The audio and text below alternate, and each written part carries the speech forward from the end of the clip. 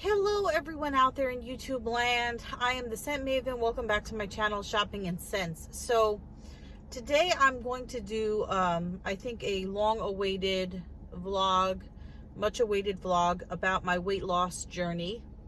And it's been 8 months, so I feel like I can review the plan that I was on and talk about the pluses and minuses. This is a really difficult video for me to do because I kind of feel like a failure because I didn't hit my goal weight, but I did have some learning experiences and some good points to the plan. So I've been on Noom for the last 8 months. It'll be 8 months I started it at the end of August, the very end of August of last year, and now we're coming up, we're on the beginning of May, so my plan is expiring. Well, it expired exactly. Well, how do I even start with this? So the plan, you can do 8 months, you can do 12 months, you can keep renewing it, you can do, but I think 8 months is the minimum. So I started out with 8 months to see if it would work because it is quite expensive. When I got it, it was like $180, which was really expensive to me. And they didn't give you the option of paying monthly. You had to pay it in one lump sum. I think they gave you like a 1-week trial to see if you liked it, and then you decided whether you wanted 8 months or 12 months or whatever you wanted to do. So my goal was to lose 100 pounds, and I didn't even come close to that. So I lost 25 pounds in 8 months.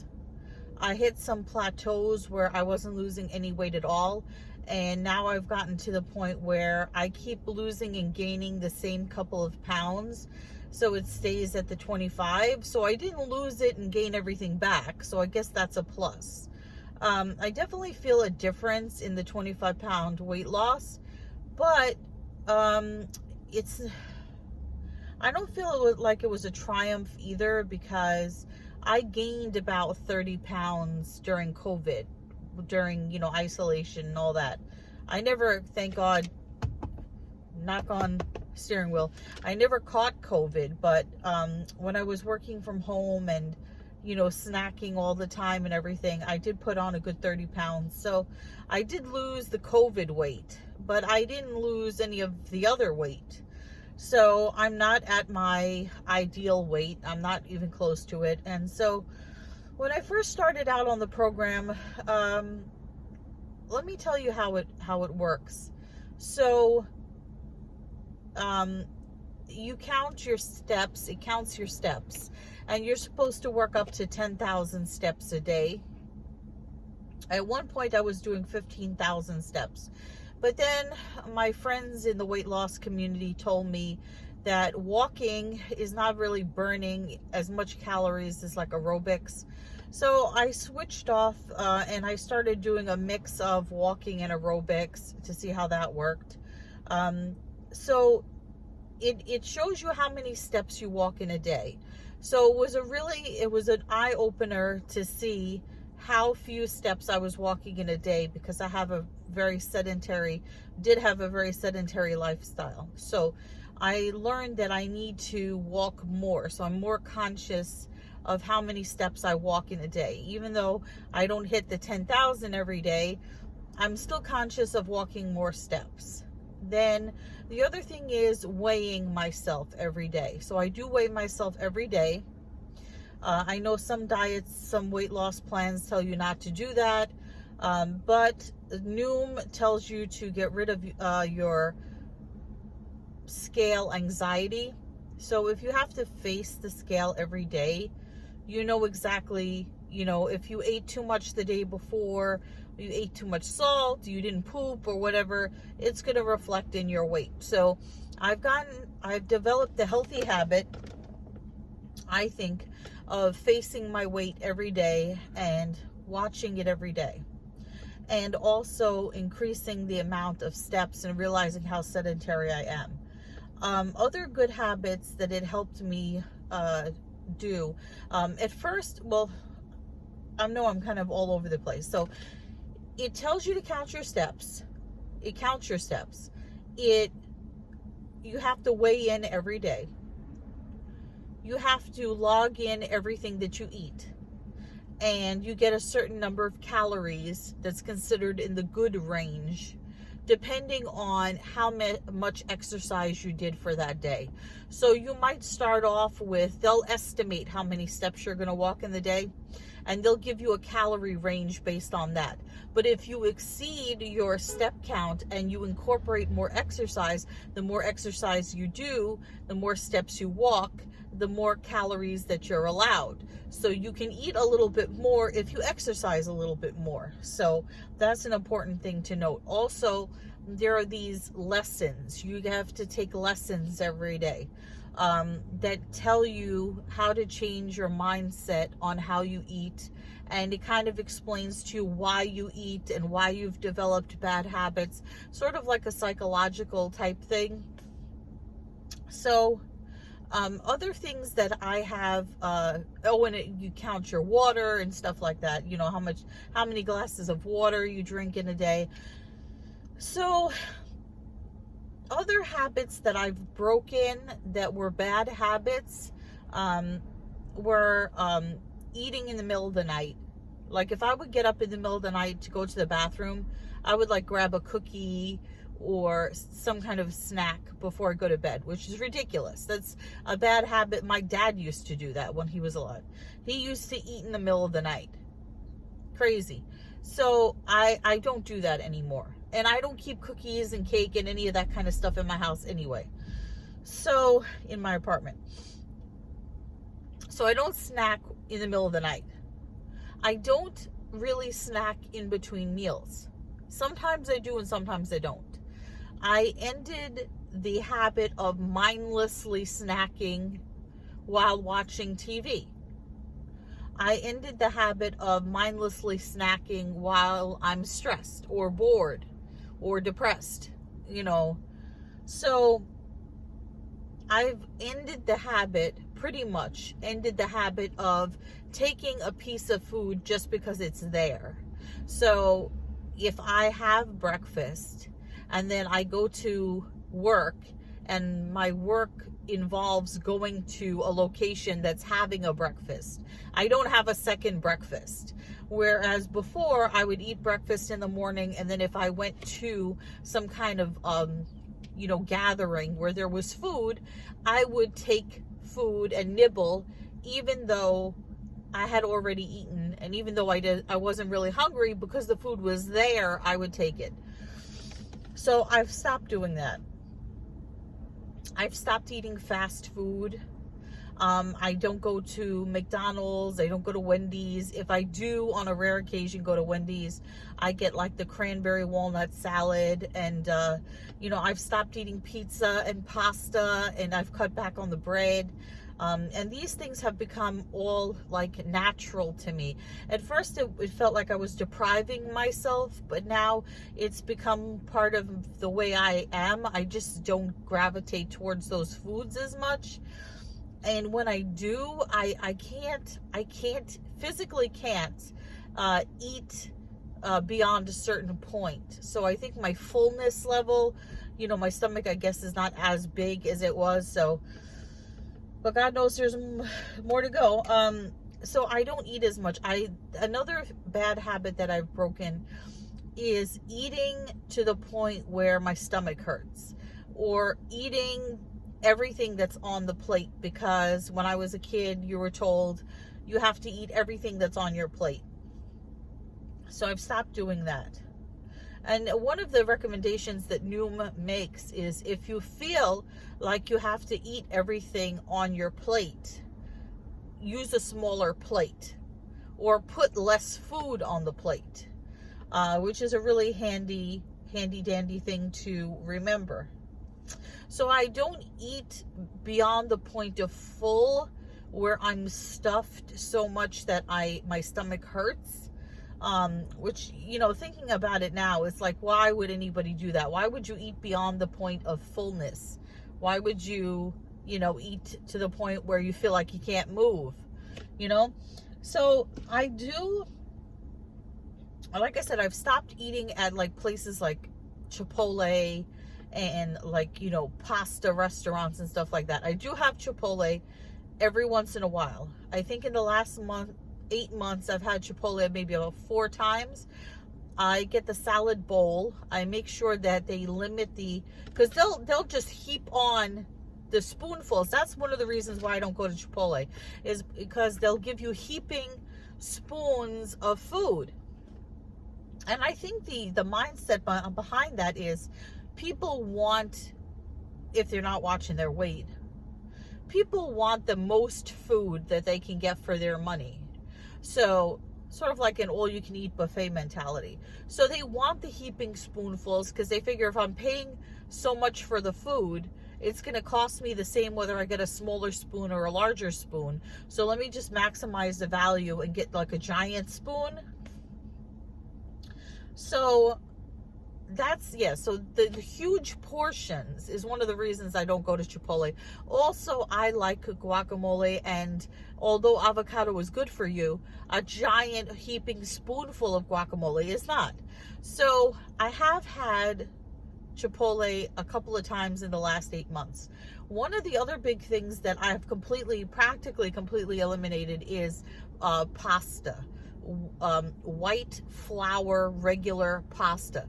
Now, whole wheat pasta I get as a side sometimes with grilled chicken, but I don't sit and eat like, because when you're Italian, that's the food that you eat, is a big heaping bowl of pasta with marinara sauce and Italian bread, So I have had 2 plates of pasta. I did visit one of my favorite restaurants when my mother happened to be in Staten Island getting her eyeglasses done. We stopped at this place called Goodfellas, and they have really good gnocchi pomodoro. Gnocchi pomodoro. So gnocchi is a very fattening pasta. It's made out of potato flakes. It's a very heavy pasta. So I did treat myself to Goodfellas twice. So I did have 2 pasta meals within the last 8 months. But before, pasta used to be not every day, but an every week thing. I would have pasta a couple of times a week. So I've learned a lot from Noom. The bad things about it is, like, I lost my zest for Noom.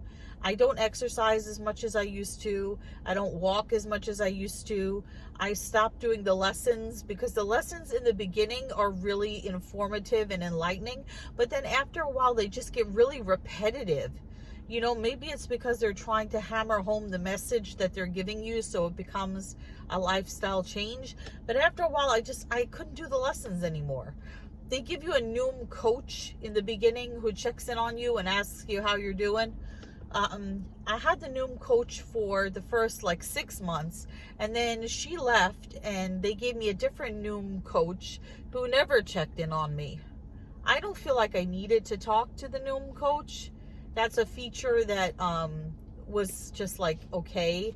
The main features that I use as far as Noom were in the beginning. The educational lessons were important. But like I said, then they get really boring and repetitive. Tracking your steps, tracking your calories. And not only tracking your calories, but putting the calories into 3 groups: red, yellow, and green. Just like a traffic light. Easy on foods that are red, moderate on yellow, go on green. So I learned to look at not only how many calories I was eating, but how many of each type of calorie I was eating. I stopped eating bagels and bacon and eggs and stuff like that for breakfast. Now breakfast is more like fruit and yogurt. I learned to fill up on water-rich foods like watermelon. I've learned to eat healthier things, to go for healthier options, just naturally gravitate towards healthier options. Now, that's not to say that I don't treat myself to a Hershey bar. Like a couple of times a week, I'll just have a Hershey bar. And a Hershey bar is like 220 calories. So if you're only eating it like, 2 or 3 Hershey bars a week, I have to say, sometimes, yeah, that seems like a lot. But if you're not eating, like, if that's your only snack of the day, it's not so bad. And I have a chocolate craving, a chocolate sweet tooth. So even though eating dates, the fruit dates, does, curb my desire for sweets, I still do love my chocolate. So, and it's Noom is supposed to be a healthy lifestyle change. So it's not supposed to be like you're depriving yourself. So if you try to eliminate or deprive yourself of things that you enjoy, like chocolate, in my case, pasta, bread and stuff, it's not going to, I don't think it'll work for you. So I do allow myself to eat pretty much all the foods that I've eaten before. But like I said, the only things that I really like, my sweet tooth, the chocolate and stuff, but the other stuff, I don't have a craving for it anymore. I don't feel the necessity to eat pasta and pizza, and stuff like that anymore. I'm good with vegetables. Sweet potatoes are a great friend. So sweet potatoes instead of white potatoes. Broth rich soups, like watery soups, like chicken noodle soup, lentil soups, are filling, and I enjoy them. Grilled chicken, grilled fish, salads. When I go to Subway, here's another great example. When I go to Subway, sometimes I want the tuna sub, and the tuna sub is not good for you, right? It has a lot of calories. When I used to go to Subway, I would always get a foot-long sandwich with lots of toppings. Now I always get a 6-inch sandwich. I never get the foot-long sandwich. So I've learned to cut down my portions. So would I recommend Noom to you? Well, I have mixed feelings on it, and I'm going to tell you whether I'm going to continue with the plan. So, yes, it did help me lose weight. Yes, it helped me change my lifestyle to eat healthier and be better. Yes, I was able to keep the weight off. Did I lose the weight as fast as I wanted to? No. Did I lose as much weight as I wanted to? No. Do I think it's really overpriced? Yes. So after this month, after my 8 months was up, I was going to cancel, because really the only thing I would use Noom for now is calorie counting and step counting. I don't use the lessons. I don't use the coach. I don't use any of the other features. So I was like, it's not worth spending another $180. So I went to cancel, and they said, no, don't cancel. You can stay on for $20 a month. And I was like, I really don't need it. I really don't need it. I plan on getting back into, I know I always say this, I plan on getting back into more exercise now that the weather is warmer, so I really don't need it. There are plenty of free apps that will count your calories and count your steps for you. So I was like, no, I'm not going to do the $20 a month, because it asks you, why are you stopping Noom? And I said, it's just overpriced, too much money. And just, I just don't need it. And then they're like, oh, just do $20 a month. And I was like, no. And then they said, they give you an option of pausing the plan, because I guess if you quit it completely and you start it over again, maybe it resets your progress back to 0. Maybe that's the reason. So you can put your plan on pause. So that's what I did. I put my plan on pause for 3 months. And then it says after 3 months, it will give you the option of doing the $19.99 a month for however long you want to do it. So I'm going to be on this pause from Noom for 3 months, and we'll see what happens. So those are my thoughts. I really, like I said, when I started the program, I was really gung-ho about it.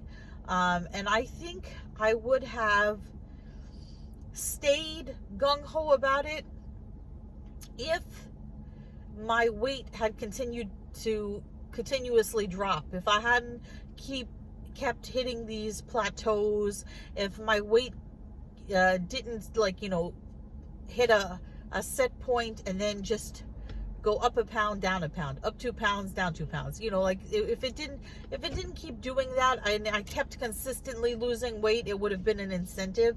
But I'm glad that I did the Noom program, because it did teach me a lot about my unhealthy eating, my big portion sizes, my eating when I'm not hungry, eating beyond full, how much movement I have in a day. So those are my thoughts. That's my thoughts on my healthy weight loss journey. I'm still on the journey, and yeah. So like I said, I kind of hesitated to do this video because by this time last year I was hoping that I would be 100 pounds thinner, but nope. And they tell you that I should have, when I first started, it tells you, well, you put in all your information, your age, your height, your weight, how much you want to lose, how fast you want to lose it. Like, they give you the option of slow, medium, or fast. They have like a little rabbit, a timeline thing. So where was I going with that? I forget. Oh yeah, so I kind of feel like a failure because I didn't lose 100 pounds. And they told me that I would hit my goal weight by this time, and I didn't. So I'm very disappointed. Every weight loss plan that I've tried has not worked for me. I've done, Weight Watchers and stuff like that. It works for a little bit, but then it doesn't work. The good thing about Noom, like I said, that's different from Weight Watchers, is that it really teaches you healthy habits. Whereas Weight Watchers, when I was on it, you get a certain number of points based on what you weigh, and then you can eat whatever you want as long as you don't go over your points. And that's not teaching you how to live in a healthier way. That's not teaching you, why you eat a certain way, why you do, have these poor eating habits that you pick up from. You're sorry to blame it on mom and dad, but a lot of it comes from childhood. My parents used to tell me, oh, if you don't eat your food, you're going to get a headache. You got to eat all the food on your plate. So it teaches you how to break those really bad habits. So I would say decide for yourself. It definitely is a different kind of program. So that's it. That's my report on Noom. So remember to comment, rate, subscribe, follow me on Instagram at Shopping and Sense, and I will see you all in a future video. But until then, goodbye everyone out there in YouTube land.